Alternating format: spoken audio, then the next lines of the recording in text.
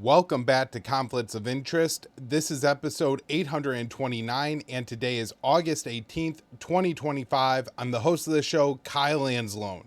A lot to talk about on today's show, particularly recapping the summit between Trump and Putin in Alaska on Friday. Additionally, want to remind people to subscribe to my other show, The Kyle Anzalone Show. It airs live every Monday, Wednesday, and Thursday at 4:45 Eastern Time. It is the first link in the show notes page, so it's very easy to find and subscribe to. At the end of last week, I interviewed the great Dave Smith.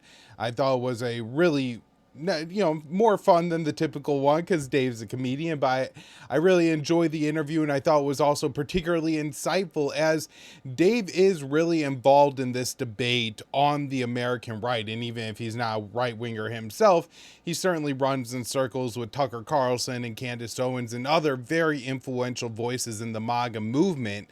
And, I really want to get his thoughts on what direction are we going to go here? Are we going to see, the American right move more towards non-intervention, or are they going to keep their Israel first policy? So I think a very interesting episode that you all will want to check out. But we got a lot of news to cover on today's show, so let's jump right into it. First story up here today. Report: Putin proposal includes land swaps, recognition of Russian language in Ukraine. So during the summit in Alaska, President Vladimir Putin explained Russia's conditions for ending the war in Ukraine: land swaps, an agreement that Kiev would not enter NATO, and removing bans on the Russian language and Russian Orthodox Church in Ukraine. Two sources speaking with Reuters explained that Putin proposed a land swap that would see Kiev withdraw from the Donbass while Russia would remove its forces occupying northern Ukraine. Now, the Reuters story puts out, and I think this is important to note, that Russia is asking Ukraine to leave a lot more territory than they are going to give back. I think the number that Reuters published was about 6,600. So that's 6,600 square kilometers that Ukraine would be required to withdraw from the Donbass in exchange for Russia giving up about 440 square kilometers in northern Ukraine. I think those are in the Kharkiv and Sumy Oblast. And so, obviously, on the face of it, that doesn't sound very fair. However, this is far more complex than just making sure the numbers line up. Russia is currently on an offensive. They're gaining territory every single day, and honestly at a rapidly increasing rate. And so if Ukraine doesn't take this deal, it's very possible that they lose more than just those 6,600 kilometers, and they won't get back those 440 kilometers of territory. And additionally, Russia could take more in the south. And so, on the face of it, I understand why somebody who reads that would say, oh, that seems like a bad deal for the Ukrainians. But this is a very dynamic and constantly evolving situation where it not only matters what you currently have, but also what territory you're likely to have in a short period of time. And my guess is that would be Russia's argument as to why they're expecting Ukraine to give up more than they're willing to give back. So the proposal is a walk back from Putin's previous demand that Ukraine cede all of Kherson and Zaporizhia. Russia controls about half of those regions, and so these are the oblasts in southern Ukraine. Zaporizhia, I believe, is the one that's north of the Sea of Azov, and then Kherson is directly north of the Crimean Peninsula, and I believe the Dnieper River cuts through at least Kherson, and it seems right now the kind of lines where they are separated by the river. And so in some respects it may make for an easy way to redraw the borders if Ukraine were to take this and Russia were to just stay on that side of the river. Now, there's going to be a lot of complicated issues here. It's probably going to take multiple rounds of further negotiations to hammer out the land swaps, even if Ukraine was willing to agree to the broad outlines that were proposed there. Now, Moscow is also requiring Kiev to recognize the Russian language, which is widely spoken across eastern and southern Ukraine. Following the U.S.-backed coup in the country in 2014, the new Ukrainian government cracked down on ethnic Russians and limited the use of the Russian language in official proceedings. Putin's proposal also calls on Ukraine to allow the Russian Orthodox Church to resume its teachings in Ukraine. Following the Russian invasion in 2022, President Zelensky targeted the church, claiming it was spending Russian propaganda. Additionally, Russia is requiring Ukraine to agree never to join the North Atlantic Treaty Organization. President Donald Trump's envoy Steve Witkoff said Putin was open to Ukraine receiving other unspecified security guarantees from Western countries. However, some European leaders have suggested deploying troops to Ukraine after a ceasefire is in place, and Russia has previously rejected such proposals. I'm guessing Russia is not willing to walk back there, and so any security guarantees would look, my guess, more like the Budapest Memorandum from 1994 versus a firm NATO Article 5 agreement, which is what Ukraine is looking for. I think Russia may be willing to show some flexibility on the security guarantees. You got to understand there's a lot of political dynamics all at play and at work here. And so, hopefully Russia realizes that the agreement has to sound somewhat acceptable from the Ukrainian perspective as well, and allowing, to have a mostly rhetorical security guarantee for Ukraine may be something that helps make this a little bit more digestible for Kiev. All right, so Trump to meet with Zelensky and European leaders after Putin summit. And so this kind of gets into where I wanted to take the discussion next. And this is actually something I wrote for James Carden's Substack. It was also reposted for it's a group that looks into the U.S.-Russian relationship. They do really good work. And my take on the summit was that really what we found out are the positions from Russia, Trump, and Zelensky, where Putin, we just laid out his demands in that previous article. Given Trump's statement after the summit and what he said before, he seems to understand that Ukraine is going to have to give up some territory. On the other hand, Zelensky is saying that Ukraine will see none of the territory, not even the Crimean Peninsula, to Russia. And so really that is the impasse. Now, as I said, the most important line, because there was only a very short press conference after the summit, now a whole lot of details were made public, that Trump had said that the Ukrainians will have to agree to it. Now, in a sense, this is true. The Ukrainians do have to agree to it. However, this is like saying a drug addict has to agree to give up drugs, but also you're the person that's providing them all the money to keep them buying drugs. And so if you withdraw your financial support, you actually do have quite a bit of leverage in the situation. Same thing here. America is providing the fuel for the generator that is keeping the Ukrainian life support running. And so if Trump tells Zelensky that you will take this deal or the generator is going to run out of fuel and the Ukrainian life support machine will halt, then Zelensky really doesn't have that much of a decision. Trump, I do believe, could dictate terms to Zelensky here, could make it very clear to Zelensky here that this is a reasonable offer and it needs to be accepted. But given Trump's rhetoric, it doesn't seem to be the case. Now, Dave DeCam covered at antiwar.com on August 17th. Trump to meet with Zelensky and European leaders after Putin's summit. David explains multiple European leaders will join Ukrainians President Zelensky when he meets with Donald Trump in Washington on Monday to discuss the Alaska summit between the leaders, the U.S. leader and Russian President Vladimir Putin. According to Axios, Trump and Zelensky had a difficult phone call after the summit as Trump conveyed he had come around to Putin's position that pursuing a quick peace deal was preferable to entering a ceasefire before negotiations start.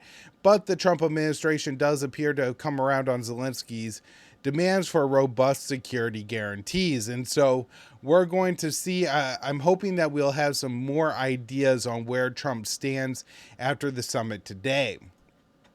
Now, as I mentioned, we are going to be covering the Korean Peninsula probably over the next month or two more and more on this show. This article I wrote for August 14th at the Institute. North Korea will change constitution to forbid improving ties with South. The sister of North Korean Supreme Leader Kim Jong-un said on Thursday that the country's constitution will be changed to preclude improved relations with Pyongyang, between Pyongyang and Seoul.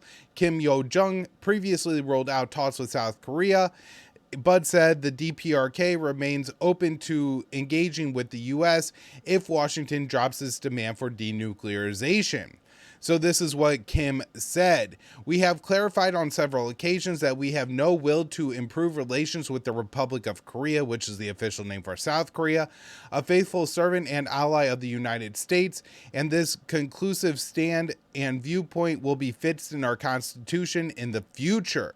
The Republic of Korea stipulated its wild ambition for unification by absorption into its constitution, organized by the U.S. Republic of Korea Nuclear Constructive Group, focusing on the preemptive nuclear strike on DPRK, and regularly holds a confab. And it's engrossed in difficult war drills of aggressive nature while repeating such a silly talk as denuclearization and totally denying our Constitution. The U.S. and South Korea are preparing to kick off, and actually, I believe, are today kicking off major war games. Pyongyang has repeatedly condemned such military drills as highly provocative and typically responds with reciprocal drills and missile tests. Kim, a high-ranking party official in North Korea, has made several major foreign policy announcements in recent weeks amid high tensions between the two Koreas. In July, she unequivocally stated that Pyongyang had no interest in direct talks with Seoul, pointing to the U.S.-South Korean military relationship as the primary reason for rejecting dialogue. In a separate statement, Kim explained that Pyongyang would engage with Washington if the U.S. dropped its demand that North Korea denuclearize. And so, you know, this is all very interesting. I'm not sure what direction Kim Jong-un, that is really trying to take the North Korea-U.S. relationship during the Trump administration. It doesn't seem like there's a whole lot of eagerness on the North Korean side to engage with the Americans, even though Trump is back in office. And Kim Yo-jong has recently said that there is a good relationship between Kim and Trump that could foster diplomacy between the two sides. You know, I had Joe Terwilliger on the Kyle Anzalone show in January before Trump took office. And one of the things I discussed with Joe was, you know, what he thinks the prospects of North Korean peace are. And one of the things that he explained, and I think was very astute about, is that the war in Ukraine has to be resolved first. And so I'm hoping that we get moving on that so we could tackle the Korean Peninsula as well during the Trump administration. I'm not sure another American president will be quite as willing to engage with the North Koreans as Trump has been. All right, moving on here to Israel, talking about the West Bank first today. Major announcement. So starting off here with this article I wrote for the Institute on August 14th, Israeli minister, planned settlement expansion will bury the idea of a Palestinian state. The Israeli finance minister, Bezalel Smotrich, is planning to expand Israeli settlements in the West Bank. He said thousands of new homes will bury the idea of a Palestinian state. On Wednesday, Smotrich announced the approval of 3,400 new homes for Jewish settlements in the West Bank. The new community will bisect the occupied territory, where some 700,000 Israeli settlers already reside. So Smotrich said, approval of construction plans in E1 buries the idea of a Palestinian state and continues the many steps we are taking on the grounds as part of the de facto sovereignty plan that we began implementing within the establishment of the government. So I want to highlight something here, and I think this is very important. When the new Israeli government formed in December of 2022, so this is a whole 9-10 months before October 7th happened, Bezalel Smotrich who was a key prong in that coalition that allowed Netanyahu to retain and to become again the prime minister of Israel.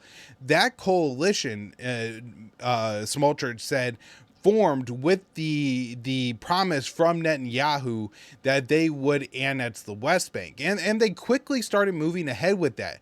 Smotrich, not only the finance minister, this is a high-ranking official, right? This is the equivalent to the U.S. Secretary of the Treasury.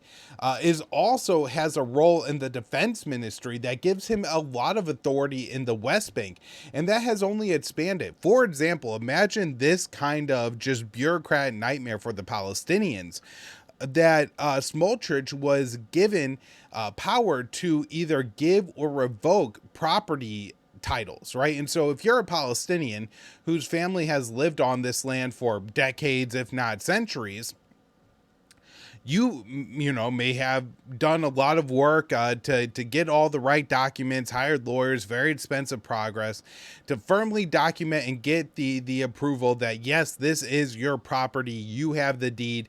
Smotrich could come in and say, that's junk, I'm throwing it in the trash, and I'm writing a new deed, and I'm saying that this house now belongs to some Jewish Israeli, or even somebody who just became an Israeli citizen, somebody from the United States, goes to Israel, gets citizenship, and then gets paid and gets a house in the West Bank that was a Palestinian home. This is the kind of thing that Smotrich has the power to do. So in May, the Israeli Security Cabinet approved a resolution that gives Tel Aviv full control over Area C of the West Bank, which was established in the 1995 under the Oslo Accords and was originally intended to pave the way towards a Palestinian state.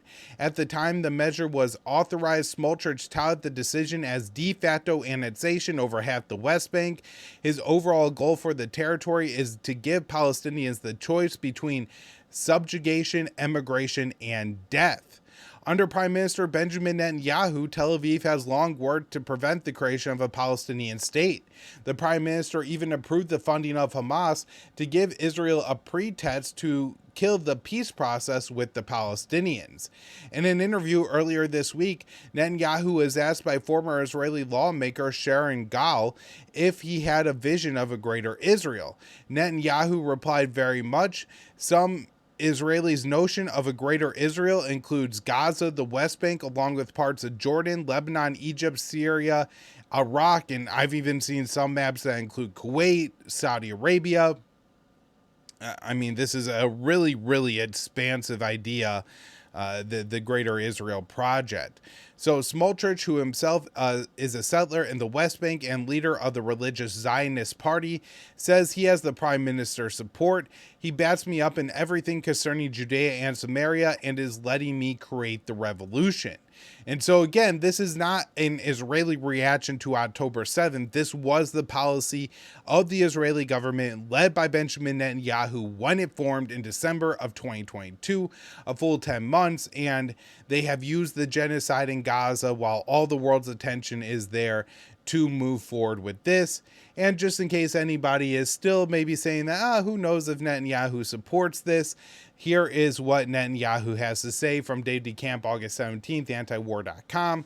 Israeli Prime Minister Benjamin Netanyahu visited a Jewish settlement in the Israeli-occupied West Bank on Sunday and said he had fulfilled a promise to thwart the establishment of a Palestinian state that he made to settlers 25 years ago.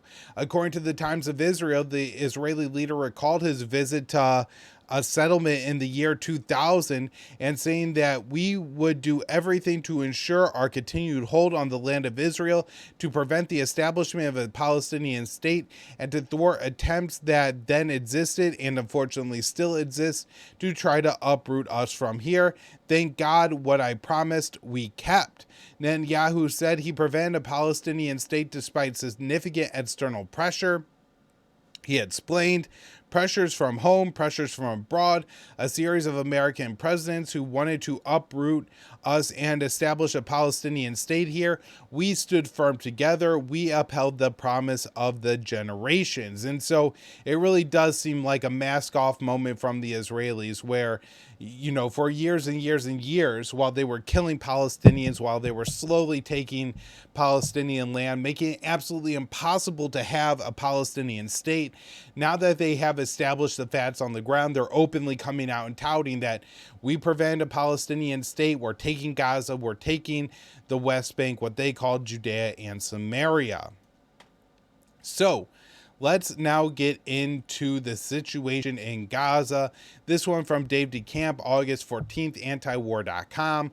Over 100 aid groups working in Gaza say Israel is weaponizing aid with new NGO registration rule. So more than 100 aid groups working in Gaza and the West Bank have signed a letter saying that Israel is weaponizing aid and warning that a warning that comes as people are starving to death every day in Gaza due to the U.S.-backed Israeli blockade. The statement said that in July alone, 60 requests to deliver aid to Gaza were rejected by Israel over claims that the organizations, which have a history of operating in Gaza, were not authorized to deliver aid. The letter, signed by Doctors Without Borders, Oxfam, Save the Children, and several other major organizations, came in response to a new Israeli rule for international NGOs operating on the Palestinian territories that requires them to provide a list of their donors and identify their Palestinian staff. So the letter says, unless INGOs submit to the full international requirements, including the mandatory submission of details of private donors, complete Palestinian staff lists, and other sensitive information about personnel for so-called security vetting to the Israeli authorities, many could be forced to halt operations in Gaza and the West Bank, including East Jerusalem, and remove all international staff within 60 days. The aid groups noted that a large number of aid workers have been killed by the IDF in Gaza since October 7, 2023. So the letter goes on to say, in the deadliest context for aid workers, where 98% of those humanitarians killed were Palestinian, NGOs have no guarantees that handing over such information would not put staff at further risk or be used to advance the government of Israel's stated military and political aims. The group said that Israel is now using the registration rule to further block and deny food and medicine in the midst of the worst case scenario famine in the Gaza Strip. Some of the aid groups have said that they have been unable to deliver any aid to Gaza due to Israeli restrictions. So, the director of the international humanitarian aid group CARE said, since the full siege was imposed on March 2nd, CARE has not been able to deliver any of our 1.5 million worth of pre-positioned supplies into Gaza. Oxfam said that it had over 2.5 million worth of goods that had been rejected from entering Gaza by Israel, especially wash and hygiene items as well as food. The aid groups called on states to pressure Israel to end the weaponization aid and demand the immediate and unconditional opening of all land crossings and conditions for the delivery of life-saving humanitarian aid. Israel and its supporters have claimed that Israel was not responsible for the hunger in Gaza, but a recent report from the Israeli newspaper Haaretz detailed how Israeli restrictions were responsible for the starving Palestinians. And, everybody who listens to this show obviously knows it's true. So, the particularly disgusting human being, Mike Huckabee, just adds to the list of absolutely grotesque statements that he has made. Mike Huckabee justifies Israeli military killing of aid seekers in Gaza. This one from Dave DeCamp on August 14th. In an interview published by the Times of Israel on Wednesday, U.S. Ambassador to Israel Mike Huckabee justified the Israeli military's shooting of unarmed Palestinians attempting to get aid in the Gaza Strip. Defending the U.S.-backed Gaza Humanitarian Foundation, Huckabee downplayed reports of people being killed by the IDF near GHF sites, but admitted that it does happen. Had there been instances where maybe people were shot by IDF soldiers? Best I could tell, that has happened. Huckabee said. Huckabee claimed the IDF soldiers only fire at civilians when they are being rushed at by large crowds. And so I don't know how this makes it any better that if you force thousands of people to get food in 2 minutes and then you have a large crowd and you just fire into that crowd, I mean, that's not any kind of justification for murdering innocent civilians. But this is Huckabee's quote. You have a group of, let's say, 10 or 15 IDF soldiers. They're manning a perimeter. You have 2,000 or 3,000 people who are suddenly rushing towards a position. First, they're given a verbal warning, please stop.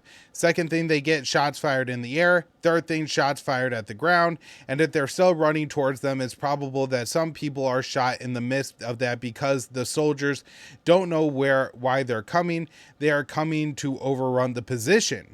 And this is just completely stupid. If you look at the casualties around GHF sites, there are 1,859 Palestinians who have been killed at a minimum, and no Israeli soldiers even wounded. So there's no reason for the Israeli soldiers to be afraid. They're just shooting into the groups of Palestinians that are only mobs. You know, he makes it sound sinister that the Palestinians are in groups of 2,000 to 3,000, but that's because that is the system that Israel has implemented for aid distribution, where there's only 4 aid sites in Gaza. There's 2 million people there, and the aid sites are only open for 10 to 15 minutes a day. And so, yes, that means that thousands of people are going to be there at the same time. And then, as Anthony Aguilar has explained, one of the security contractors who left and became a whistleblower, that once the Palestinians get their food and the time has expired, they start throwing stun guns, spraying them with tear gas, firing rounds, forcing the thousands of people that are in the site trying to get aid to rush out immediately. And so it's by design that there's thousands of Palestinians leaving at the same time. And you wonder if Israel did this on purpose so they would have a reason to just open fire into a massive crowd of Palestinian civilians. Okay, next up here, UN treated 13,000 Palestinian children for malnutrition in July. The number of starving Palestinians in Gaza continues to grow. In the month of July, the UN reported treating 13,000 children for acute malnutrition. So a report from the UN Human Rights Office explains starvation in Gaza is at its worst level since October 2023, and the amount of aid entering the strip is insufficient to meet the scale of the needs. The severity of the cases continue to grow. In July, over 2,800 cases were found to be suffering from severe acute malnutrition out of approximately 13,000 acute malnutrition cases. The statement added that 129 cases that the child was so emaciated that that hospitalization was required for treatment. Currently, there are only 5 facilities with a total of 43 beds in Gaza to treat severely malnourished children. Since July 1st, 100 Palestinians have starved to death in Gaza, including 45 children. The starvation crisis in Gaza is caused by the U.S.-backed siege. Tel Aviv only allows in a fraction of the needed food to enter the strip. Additionally, Israel only allows the Gaza Humanitarian Foundation to distribute aid. The GHF runs just 4 distribution sites in Gaza.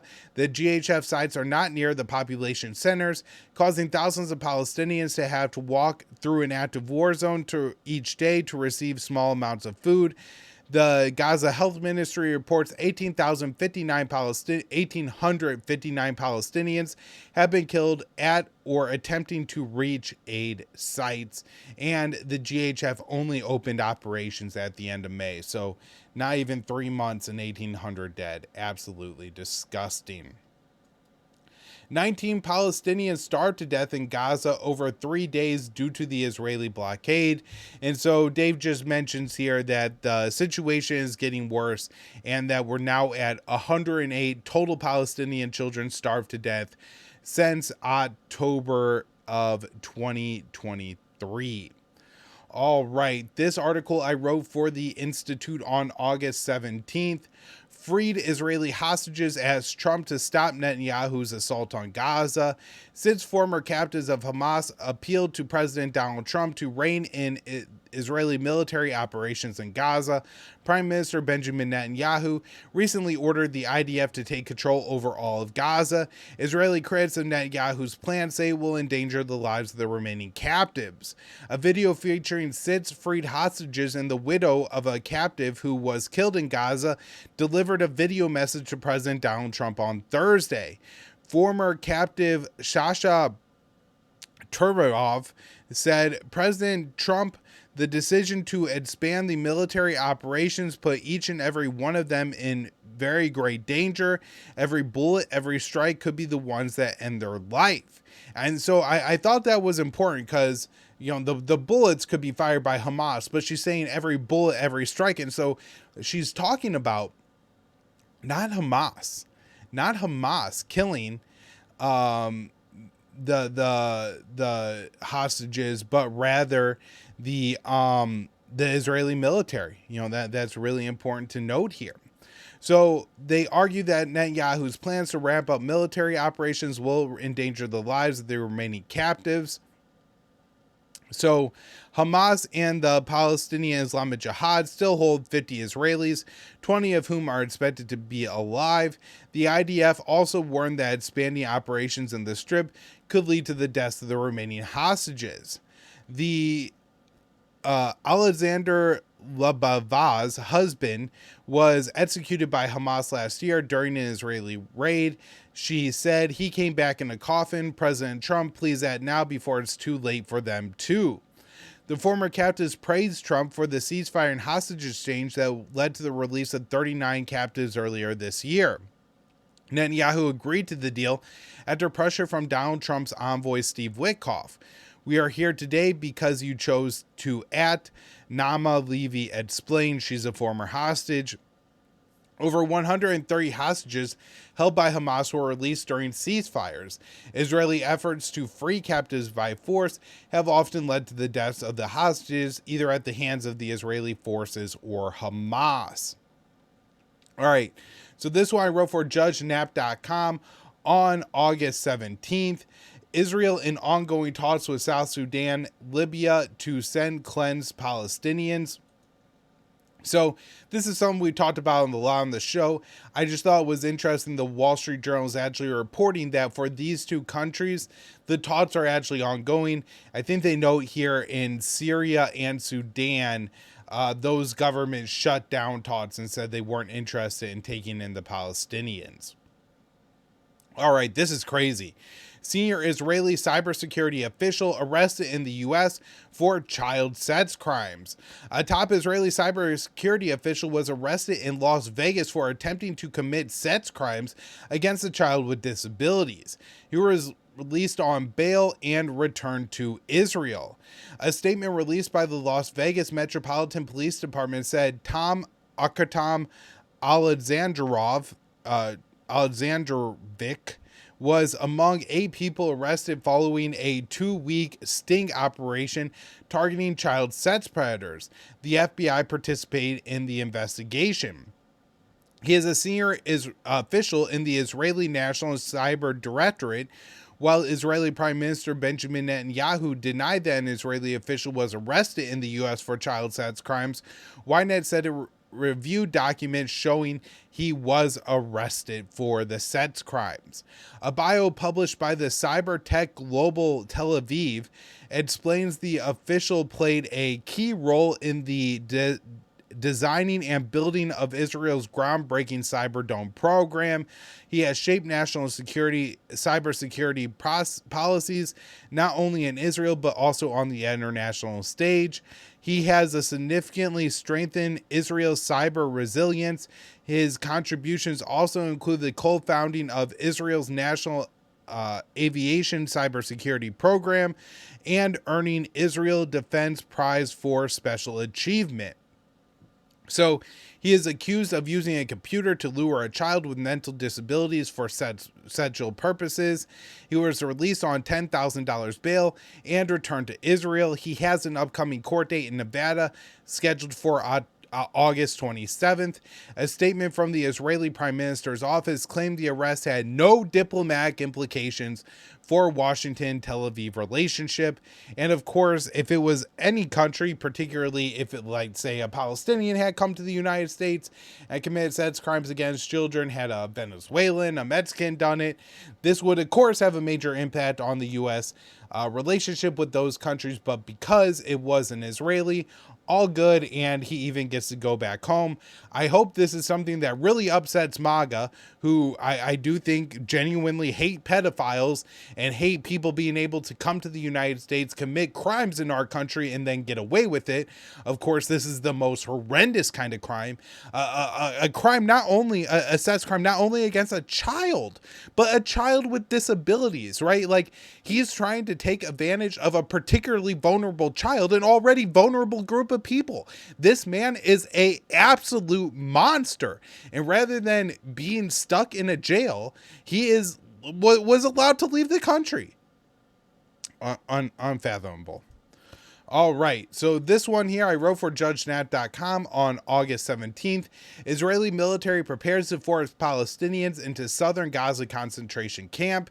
And so the Israeli military has announced it was drawing up plans to force Palestinians in Gaza into a small area of the southern region of the Strip.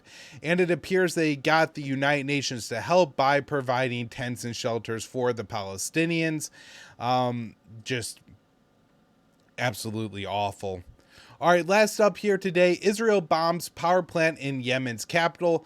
So the Houthis have continued to carry out missile and drone strikes at least once a week, mostly twice a week at Israel. I haven't read of any of those strikes having much impact in it as far as it goes, right? They're not hitting targets in Israel. They're not killing people in Israel. Now, if you're an Israeli citizen, particularly in southern Israel, you may have been, forced to flee to bomb shelters several times over the past couple of months because this has led to air raid sirens going off. But Israel is responding by punishing the civilian population of Yemen, bombing civilian targets in the country. Last up here was this power plant. All right, everybody, that will do it for the show today. But don't forget, we will have an episode of the Kyle Anzalone Show today at 4:45. While you're waiting for that to start, head on over to the YouTube channel and check out the episode I just recorded with Dave Smith on Thursday. And we will be back with more episodes of both Conflicts of Interest and the Kyle Anzalone Show later in the week. Thanks, everyone.